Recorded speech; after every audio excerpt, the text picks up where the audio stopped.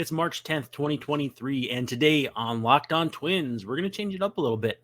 First, we're going to talk about a new metric on Fangraphs called Stuff Plus, and we'll get a feel for how some Twins pitchers graded out in that metric last season. Then we'll talk a little bit about what we need to see over the next 3 weeks, or so from the Twins in spring training to get prepared for the season. And then finally, we will debut a new feature for the third segment where we'll take questions from listeners. Does that sound good? Good. That's coming up now on Locked On Twins, your team every day. You are Locked On Twins, your daily Minnesota Twins podcast, part of the Locked On Podcast Network, your team every day.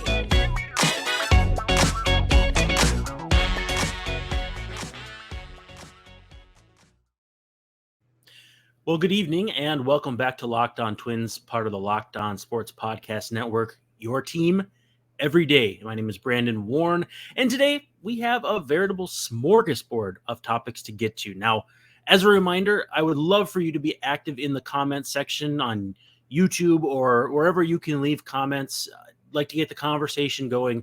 I want to learn from you guys what you like and that sort of thing, and we can kind of have a back and forth.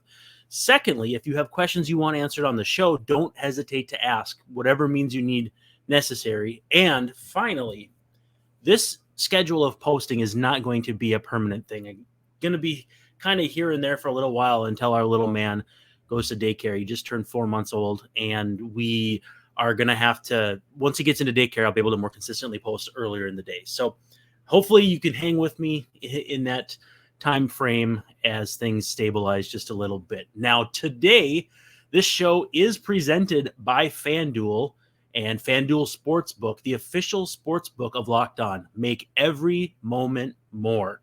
Make sure you visit fanduel.com/lockedon to get started. So let's dive right in. To get things started, we're going to talk about Stuff Plus, a new metric that went up on Fangraphs earlier on Friday. And you can find it under the pitch modeling tab on Fangraphs. I'm going to read the description out loud quickly here, just so you can get a feel of what we're talking about. So Eno Saris and Max Bay created Pitching Plus with inspiration from work by Ethan Moore, Henry Pavlidis, and Jeremy Greenhouse. Eno and Owen McGrattan currently maintain and work to improve the model, and they get engineering support from Matt Denowitz. So basically it's used extensively at The Athletic, where Eno writes, but Fangraphs is going to have it housed on their site. Stuff Plus only looks at the physical characteristics of a pitch. So it includes, but is not limited to, release point, velo, vertical horizontal movement, and spin rate. It's generally trying to catch the nastiest pitches in baseball. Meanwhile, Location Plus, which is also a new statistical model on Fangraphs, is more of a count and pitch type adjusted judge of the pitcher's ability to put pitches where they want them to. So it ignores the pitch's physical characteristics, looks at the count, type, and location of each pitch. And then Pitching Plus, the overall model, isn't just a weighted average of Stuff Plus and Location Plus, but it's a third model that uses the physical characteristics, location, and count of each pitch to try to judge the overall quality of a pitcher's process. Batter-handedness is also included, capturing platoon splits on pitch movement and locations. So they're all on a plus scale of 100. If you've seen weighted runs created plus, or if you've seen OPS plus, basically 100 is average, and then every point above that is a percentage point above average. So I dug into some Twins numbers that I think people will find fascinating. All of these numbers I took from pitchers who threw at least 40 innings. So we're talking about when I'm looking at Twins specifically, but also if I'm comparing, for instance, Joan Duran's fastball to other pitchers in the major leagues, I used a 40 inning cutoff. It's pretty arbitrary. I just think of 40 innings as like, yeah, a reliever got some work, but you can, if you go on to Fangraphs, you can bump it by tens from 0, 10, all the way up to however many you want. So obviously, not surprisingly, Stuff Plus loves Joan Duran's fastball. It was graded at a 131. Among pitchers with at least 40 innings pitched. That's the 15th best fastball in baseball. But curiously, I don't think we're surprised that Fangraphs and Stuff Plus and all those types of things love Joan Duran's fastball. What's not to love? But Dennis Santana, the new reliever the Twins just picked up off waivers from, if I'm not mistaken, the Braves, his was a 129, 18th, so only 2 percentage points behind Duran. Could that be an interesting, sneaky pickup for the Twins? If his location is good, that very well could be a thing. Also, too, and this is going to make people absolutely crazy, Stuff Plus, for some reason loves Emilio Pagan's fastball, 126, so just behind Santana and Duran, and his slider, 132. So you can see why teams have liked Pagan despite all of the home runs he's given up, because the stuff is just there. It's just a matter of executing, which is easy for me to say, right? So last year, Twins had 7 sliders, 7 pitchers who threw sliders with a score of 100 or better. Chris Archer leading the way, which was absolutely incredible. But Trevor McGill, Griffin Jacks, Emilio Pagan, Josh Winder, Caleb Thielbar, and Sonny Gray all had sliders of 100 or better. Dylan Bundy was not good, not surprising there. His highest Stuff Plus was a 94, but his slider was a 65. And yeah, so not surprising that he's still unsigned at this point. For curveballs, they love Joan Duran's 142 and Griffin Jacks 135. And I think Jacks further down this list will surprise some people with some of his marks. I did pull up notes saying Chris Archer should come back as a 2-pitch reliever with no fastballs. A little tongue-in-cheek, but his slider and his curve graded out well above 100, and then everything else was worse. So, again, the issue is if he can't get loose for a bullpen role every, 2 days off, 1 day off, 2 days off, 3 days off, he's not going to come back as a no fastball pitcher either. It's just you can see what worked for Archer when it was working and what didn't when it wasn't. But for now, it kind of looks like he might be cooked. We'll see. Best stuff on the team should surprise no one. The Stuff Plus overall for Joan Duran was 131, and the worst, Dylan Bundy at 82. No surprises there. Obviously, Duran probably has the best stuff we've seen from a Twins pitcher maybe ever, and I could get some heat for that. If that's the case, I would understand. But best and worst location on the team, Dylan Bundy at a 105 for best location. So when I was looking at the location leaderboards, it looked like kind of 110 was the high water mark. It didn't spike as much as Stuff did. And Giovanni Moran was a 95 for the worst. So only a 10-point spread between those two. So I think location probably doesn't have as big of outlier, or the outliers are just not really there, I guess would be the easiest way to put it. Best and worst pitching plus. So that third metric, Griffin Jacks was the best on the Twins, 114. Devin Smeltzer the worst at 93. Again, more narrow than the stuff bars, so to speak, but 20 plus points between best and worst. So it's got a little more leeway from top to bottom. In general, Joan Duran has the 14th best overall stuff in baseball. Now, that's just rating. I'm not saying that's a fact. That's not gospel. That's not law. That's not, don't run up and tell the Fangraphs people or Saris that you hate that. It's just, that's what the data says. But, and this is the thing we'll leave you with here in the first segment, Griffin Jacks, number 4 in pitching plus. So with a minimum of 40 innings, you're getting a lot of lower end workload relievers. You're getting starters. You're getting a lot of different guys. Griffin Jacks might be a sneaky breakout candidate this year, which I think a lot of us could be really excited about, right? So, yeah, this Stuff Plus is fun. I would say go in and check it out, not only for guys who are on the Twins roster now, but guys who were on the Twins, guys who have made their way over to the Twins in the offseason, or, Jorge Lopez traded over midseason, Tyler Mahle traded over midseason. Pablo Lopez traded for in the offseason. It'll be fun. It's some fun data to play with. I don't know what it will end up meaning, but it gets you a feel for instance, guys' fastballs that aren't big fastballs. Well, why do they miss bats, or why are they not squared up? Like Joe Ryan's fastball, for instance. So, with that said, let's talk about Built Bars. Built Bars are delicious and nutritious. It's a protein bar that tastes like a candy bar. It's almost like a real life hack. If you go to builtbar.com and use the promo code LOCKEDON15, you'll get 15% off your next order. I'm eagerly anticipating my first shipment as we speak. You should try yours. And in the comments too, let me know what you think. What's your favorite? Which one do you not think I should try when I get these shipped to me? Just let me know. Again, builtbar.com, promo code LOCKEDON15.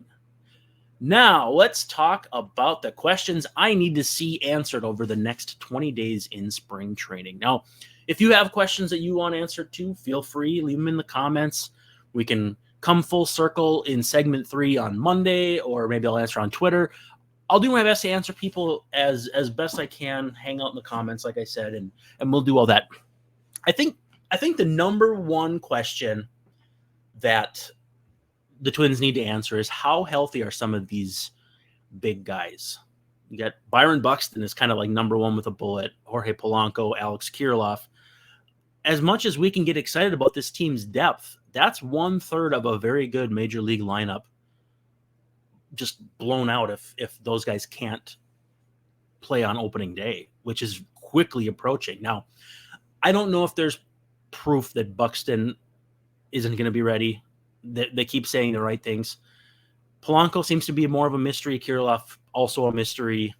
Polanco, to me, obviously more make and break. I think Kirilloff being kind of in that ether is a little more understanding, especially too with them getting Donovan Solano and still having Kyle Farmer so they can mix and match and all that. But how many of these three guys are going to make the team? If you ask me, not make the team, sorry, be on the opening day roster and not on the injured list.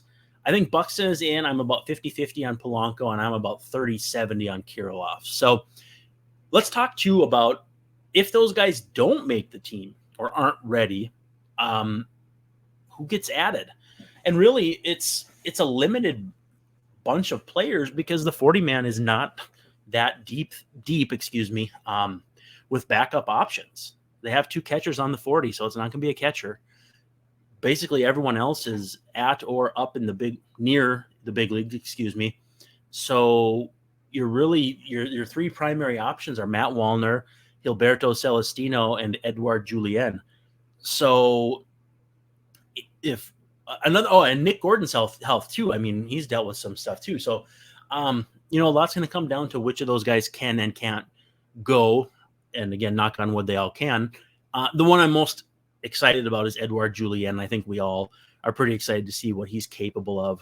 Great discipline, great hit tool, and all that. But if Buxton and Gordon are limited, that probably puts you right back in the camp of Gilberto Celestino, who I know, kind of wore on the nerves of Twins fans last year with a lot of those mistakes he made. But again, he's a young player. The game moves fast and it slows down for guys. I still think, he's a right-handed stick. He can play some defense, and he can give you some of the things Matthew A. Taylor can. If Matthew Taylor's playing, then you need Celestino on the bench. So, in addition to that health, how much, and we've talked about this now multiple days running, will Byron Buxton DH a lot? And I think the writing on the wall that nobody wants to talk about is, yeah, probably.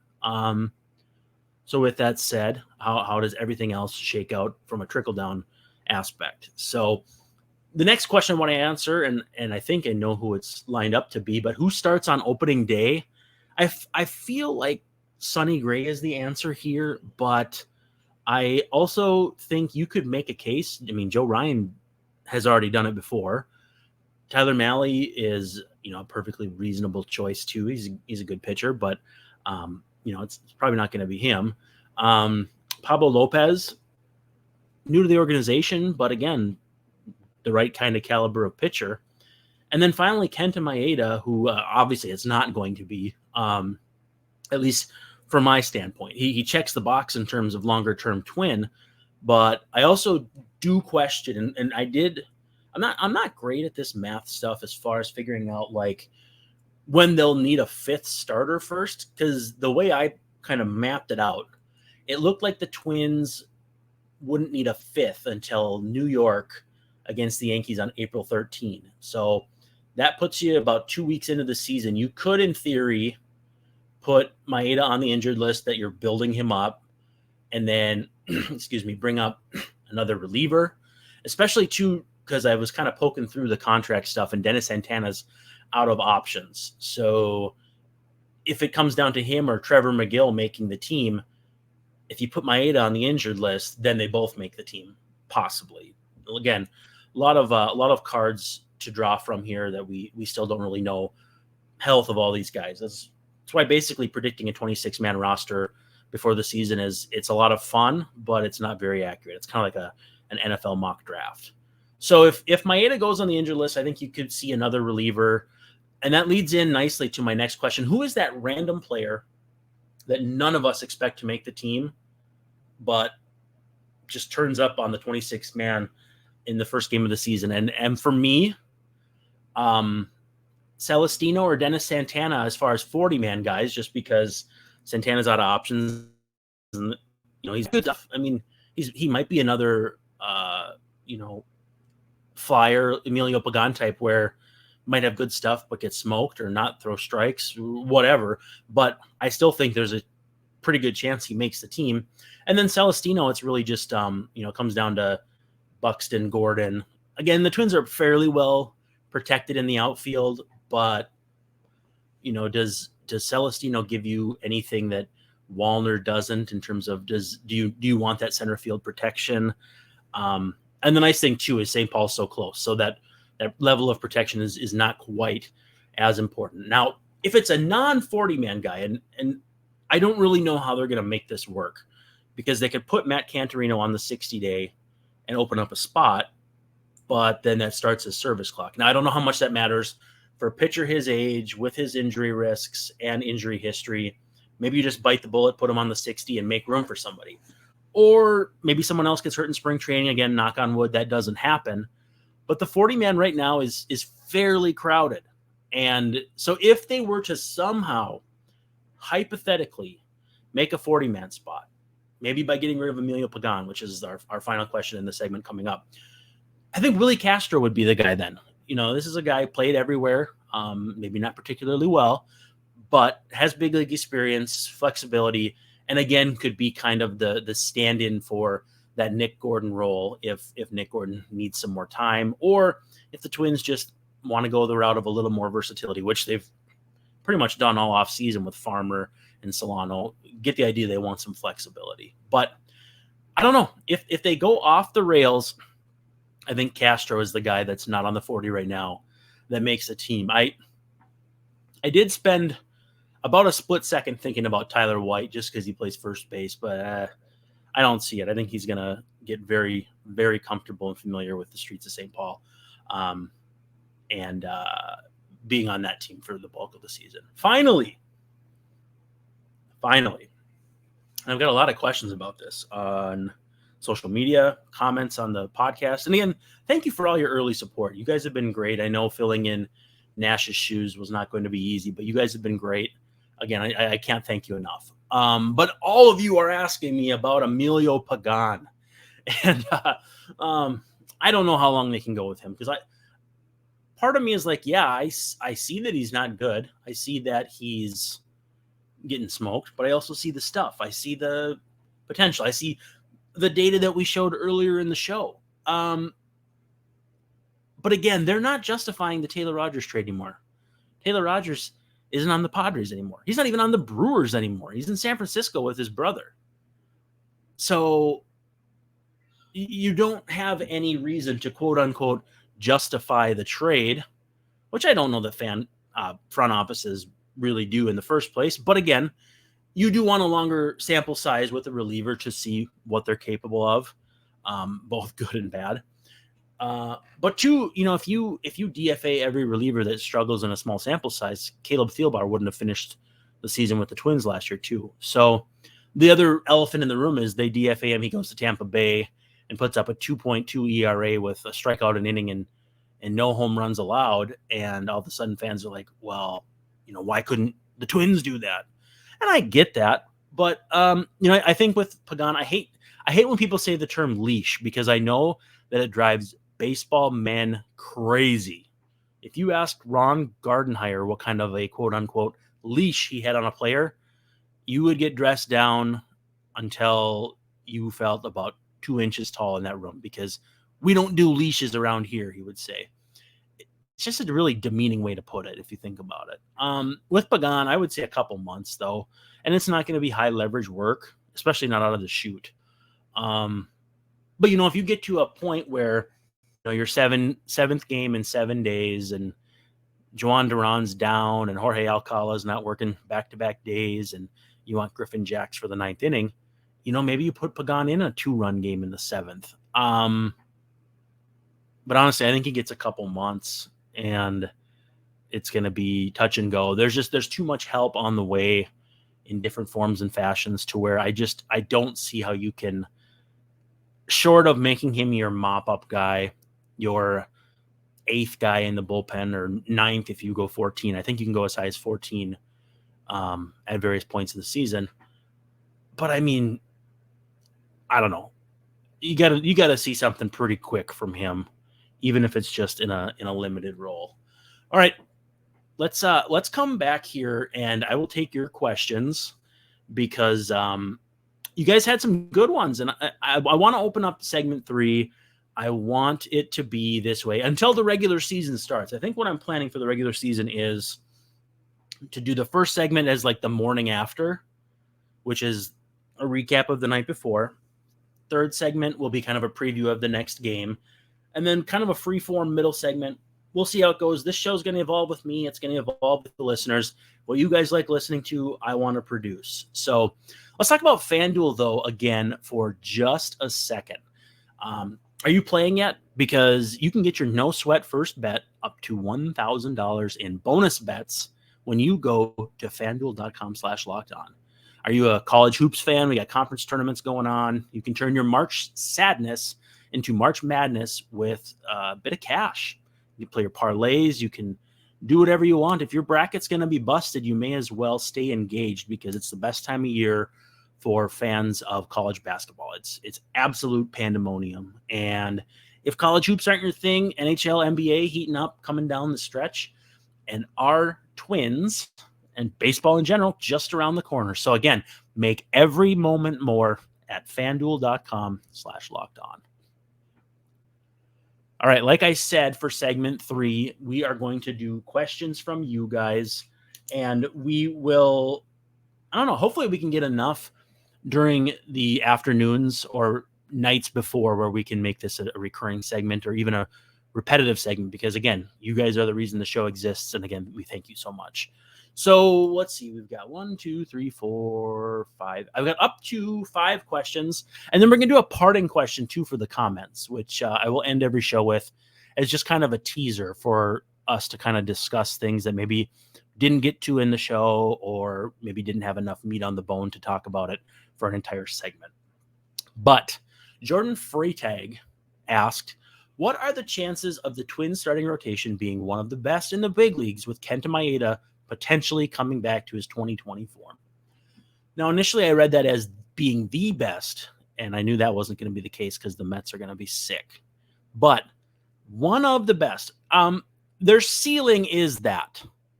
But that's mostly because I believe in Tyler Mahle. That's mostly because I believe that Pablo Lopez, as good as he is an asset, and I still think he can get better. But I don't know, man. The elephant in the room is the injury risk and the fact that they may still end up having to dip down for Simeon Woods Richardson, Louis Varland, Bailey Ober. And not that there's anything wrong with those, but those innings can quickly get you out of the discussion for one of the best rotations in baseball. I think there's a fairly solid chance they can be top 5 in the AL, which It's hard to know what the run environment's going to look like this year. It was considerably down last year, but for instance, in 2019, it was absolutely bananas. It was like a baby steroid era. So I would say best in the big leagues, probably about 25%. And that's me being, I think, optimistic. Let's talk about Edouard Julien. What are the odds that he cracks the opening day roster with Alex Kirilloff not ready? Now, that's Christian Ryan asking that question. If Kirilloff isn't ready, it's probably 50, 60%. I mean, Matt Wallner would be the alternative option. And I mean, who's going to play first base? Do they want to put Julien over there and kind of force feed it to him? Do they move Gallo over there? And then in that case, Larnach is in the outfield, Wallner's in the outfield. I'm not really sure. The fact that Julien has not played in the big leagues yet is, and again, that's contrary to Wallner, Larnach, Kirilloff, whatever. In that power ranking, you probably have to put him fourth. But, we don't care as much about spring training stats as we care about what spring training indicates from a bat on ball standpoint, and he's done well. So I'll say like 30%, just because even if Alex Kirilloff drops off, there's a chance that maybe Wallner is the guy there, and they'll just go heavy with Solano at first base. I don't know for sure. I mean, if Solano's playing first base and batting 8th or 9th every day, that's decent enough for me. But I am eager, just like everybody else, to see what Julien is capable of. And hopefully, most likely, it'll be at AAA St. Paul where people can get over there and see him if they want. Tim Smith asks, with Austin Martin's status unclear, do you think Brooks Lee starts at AA or AAA this season? To start the season, I'm saying AA. They're going to be aggressive, and they have been aggressive with him, and he's done nothing to show that has that their view on him has been incorrect. But with that said, I think you give him 30 to 50 games at AA, really get his bearings, because when he comes to St. Paul, he's a step away, less than a step away. He's an Uber away. And I just think you got to give him just a little bit more of a deep breath at AA, and then it's AAA and big leagues, and maybe quickly. So Tim, I'm thinking AA, but probably he should not get too comfortable in Wichita. Let's just say that. Daniel Upton says, I know that Joan Duran is a dominant reliever, but do I think it's possible he ever gets moved back to starting? And he talks about Johan Santana being great in a relief role and moved back to starting. Now, key difference with Santana, he was a Rule 5 pick, and so he had to stay on the roster. And the first few years were not pretty. 2003, they should have had him as a starter the whole time, but they signed Kenny Rogers and kind of pushed him back. To me, this isn't, I hesitate to say this name, but a Aroldis Chapman situation where it's not so much that a guy is as good as he is as a reliever that you worry what he'd do as a starter. It's just the blowout factor. I mean, and the factor of if you have Aroldis Chapman throwing 103 or reportedly 105, whatever, in the bullpen, does he know what he can sustain at? The Hunter Green thing is, can he sustain 99? And is that healthy for him to sustain 98, 99 deep into games? Like, we don't know what that looks like. So we've seen relievers like John Papelbon where they were such a good closer when they were a good starting prospect, but they just never moved back there. No, that Papelbon wasn't because he couldn't do it. I just think that the Red Sox put him in a role and he took to it. So that was that. With Duran, I think it's just you got to preserve him any way you can. Less usage. If he's going to be high octane, you handle him with kid gloves a little bit. I don't see him going back to starting. If anybody does, please feel free to say so in the comments, because I'd love to hear from you. And then the final one here is from Nick Paparesta Truther. I love that. Do you think a Miranda, Correa, Polanco infield will be serviceable defensively? Not if it's just those three, but all kidding aside. So you got Miranda at third, Correa at short, Polanco at second. And then, I mean, a revolving door at first base is fine. As long as you get a guy who can pick a throw out of the dirt and field ground balls hit right at him, you can be okay. I would not be super high on that defensive infield. I like Correa, and I'm curious to see what his metrics look like with the shift limited. But two, he's getting to be of a certain age where drop-offs in foot speed, defense, whatever, wouldn't be that surprising. The arm is still elite. And again, the thing nobody wants to talk about is the ankle. So, we'll see. So it depends on your definition of serviceable. I think there's a reason why the Twins are not a very ground ball heavy pitching staff.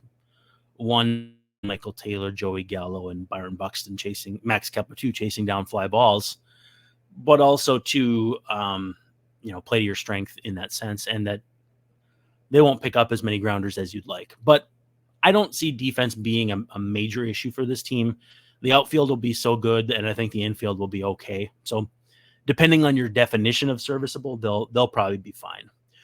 So this is my parting question for you in the comments. I want to know how much or how closely are you watching the World Baseball Classic?